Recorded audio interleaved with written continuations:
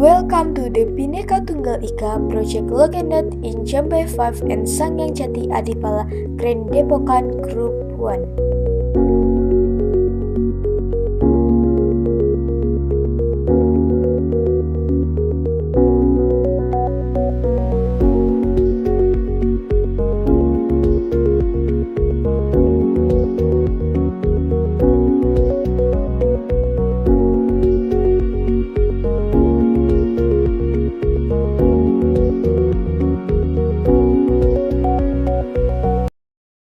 Berikut penjelasan dari berbagai narasumber.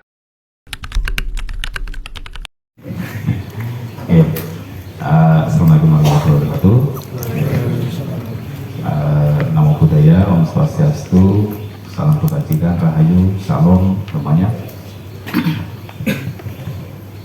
Adik-adik, kalau yang di sebelah paling kiri adalah Kiai Wong Buddha, ya, disebut sebagai biksu, ya. Bante, panggilannya Bante. Ya, kalau manggil biksu, tidak. Biksu itu nama profesinya itu biksu, tapi panggilannya Bante. Nah, Bante yang di banteng ya. Karena banteng itu ada tanduknya. Kalau tanduknya sudah dipotong, tidak bertanduk lagi, namanya Bante. Ya, wis orang itu duduk, tenang, kalem. Ya. Tinggalnya sama-sama di hutan, banteng di hutan, bante juga di hutan, ya. Tapi kalau banteng itu nyari rumput, kalau bante bertapa, nah begitu. Ya, bante itu dalam bahasa Pali namanya yang mulia, ya, yang mulia. Nah, yang di sebelah kiri saya kiai juga, kiai asli Islam, ya, pada kiai di sebelah, ya kan. Kiainya akur ya, bisa jogong bareng ya. Masa sih mulai orang belum akur kira-kira begitu. Nah, kalau saya kiai juga. Ya, sebab kalau di agama Buddha itu ada dua jenis kiai. Kiai yang tidak berumah tangga dan kiai yang berumah tangga. Kiai yang tidak berumah tangga itu disebut Bante. Nah, kiai yang berumah tangga seperti saya itu namanya pandita, ya, pandita atau pendeta gitu ya. Nah, saya kiai yang berumah tangga ini itu secara hierarki itu ada di bawahnya Bante. Jadi saya itu ngerewangi Bante. Nah, pendeta itu kerjanya begitu. Kenapa? Karena Bante itu untuk menjadi biksu itu ada peraturan kurang lebih 227 peraturan. 227 peraturan untuk jadi biksu. Wah, itu memang tidak mudah untuk menjalankan 227 peraturan. Salah satunya misalnya tidak boleh makan setelah lewat jam 12 siang sampai besok pagi. Puasa dari jam 12 siang sampai besok pagi jam 6 itu tidak boleh makan. Sampai berapa lama? Karena orang Islam kan bulan puasa turun dina ya. Naik banteng sampai kiamat, gimana? Sampai kiamat. Pertama kali ditakbirkan jadi biksu, langsung hari itu langsung berpuasa sampai kiamat. Artinya sampai meninggalnya, sampai wafatnya itu dilakoni seperti itu. Nah, ini kiai. Nah, tapi kiai emang Buddha tidak kayak gini toh. Kalau yang kalian lihat di televisi kan ada tong samsong ya. Nah, itu beda, itu sama-sama gundul, sama-sama tidak bertanduk. Ya, dipanggil Bante juga, itu bukan banteng ya, salah ya. Tapi kalau yang tong samsong itu tradisinya dari Tiongkok. Nah, kalau yang dari India, aslinya kan karena agama Buddha kan dibawanya dari India. Itu kayak gini penampilannya. Begitu sudah sampai di Tiongkok, itu di Jepang, di Korea, itu seperti yang kalian lihat di film Sen Gokong. Jadinya kayak begitu. Ya, biksu, ya, berubah tradisi. Kenapa? Karena kalau di Tiongkok, tradisi di India itu biasanya kan terbuka sebelah ya, itu dianggap kurang sopan, akhirnya harus pakai pakaian tambahan, begitu, dianggap sopan.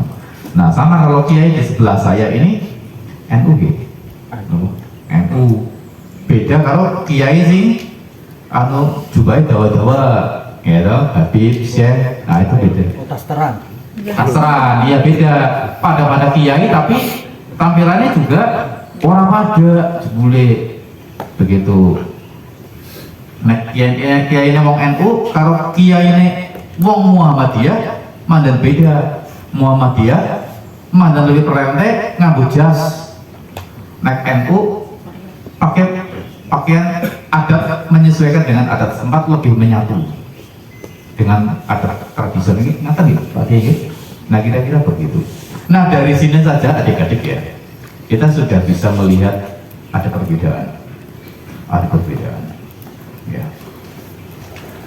Dari jenis ulamanya saja kita melihat perbedaan, walaupun di dalam satu agama pun itu berbeda-beda.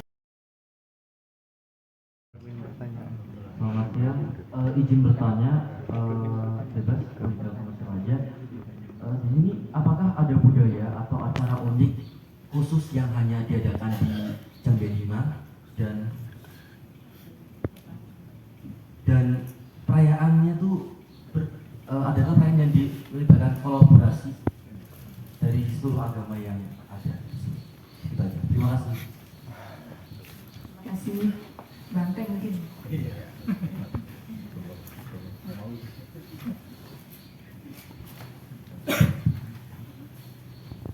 Kalau untuk acara di Padepokan Ageng Sangjati yang melibatkan berbagai unsur agama, itu sebenarnya kalau yang berdirinya tempat Padepokan Ageng Sangjati ini adalah hasil sumbangsih dari berbagai macam tokoh, dari berbagai macam tokoh kepercayaan adat, ya, termasuk dari para donatur. Jadi donatur yang bersumbangsi di Padepokan Ageng Sangjati ini bukan donatur yang berasal dari satu keyakinan, tapi dari semuanya, termasuk dari muslimnya ada, dari tokoh negarawannya ada, dari tokoh politik ada, termasuk tokoh budayawannya juga ada. Dengan belajar dari itu, maka untuk kegiatan-kegiatan yang di Padepokan Ageng Sangjati lebih banyak melibatkan dari semua unsur, termasuk ketika ada larungan suruhan, itu juga melibatkan masyarakat sekitar, tokoh-tokoh, dan juga melibatkan pokoknya hampir semua lah. 75% kegiatan di Padepokan Ageng Sangjati itu melibatkan semua tokoh masyarakat adat yang ada di sekitar Adipala dan umumnya Cilacap, bahkan banyak sekali melibatkan dari masyarakat 4 kabupaten, dari Kebumen, Banjar, Banyumas sampai ke Wonosobo, dan itu tidak memandang dari keyakinan ABC, tapi semuanya yang penting ada niat satu, tujuan untuk kegiatan di Padepokan Ageng Sangjati. Salah satunya sedikit menambah juga, kegiatan di Padepokan Ageng Sangjati ada yang bersifat tahunan, ada yang bersifat bulanan. Kalau yang bulanan di Padepokan Ageng Sangjati itu ada namanya puja bulan purnama, atau setiap puja setiap bulan Sabtu bulan purnama penuh. Dan juga yang bersifat tahunan ada yang besar, yaitu setiap bulan Mei, yang lebih dikenal dengan keagamaan untuk Waisak, dan juga untuk yang berhubungan dengan adat istiadat Kejawen, yaitu peringatan tahun baru Jawa, atau lebih dikenal dengan satu suro untuk larungan ke pantai selatan. Dan intinya bahwa di Padepokan Ageng Sangjati semua kegiatan yang dijalankan adalah 70% melibatkan semua unsur masyarakat, adat, budaya, ya, yang ada di Kabupaten Cilacap atau yang ada di Adipala. Terima kasih. Yang belum bobok tua kayak apa, tanpa instruksi, tanpa SK itu tidak bisa pergi dari situ. Ya nunggu dengan ditupluk-tupluk kayak gitu. Nah, terus nanti dieskakan ke Ambing Kulon, baru ke Ambing Tengah. Di tatanan Ambing itu pun ada lor waton gue kiai kunci bau tangan bau kiwe, wakil bau tangan bau kiwe. Cara kenanya ya kiai kunci gue imam imam tahlil lah, sing mikir puji, sing mikir pikir yo imam. Yai kunci lah. Tatanan sing nata sing nyari ki apa bahasanya ya? Nata-nata panganan gitu. Nah, nek puji kan anak panganan sih ditata.